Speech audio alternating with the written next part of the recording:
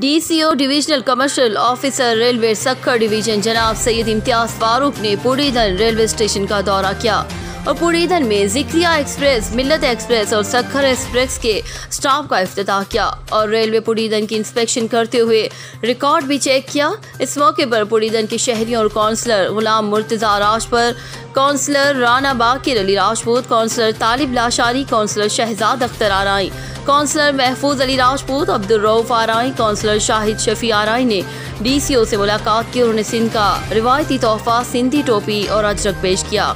इस मौके पर DCO सैयद इम्तियाज फारूक ने कहा कि रेलवे स्टेशनों और ट्रेनों में मुकम्मल SOPs पर अमल किया जा रहा है और खिलाफ वर्जी करने वालों के खिलाफ कानूनी कार्रवाई की जाएगी।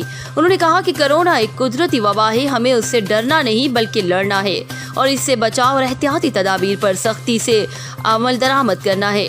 बाद डिविजनल कमर्शियल ऑफिसर ने समाजी शख्सियत और काउंसलर मुर्तजा राजपुर के जहराने में शिरकत भी की।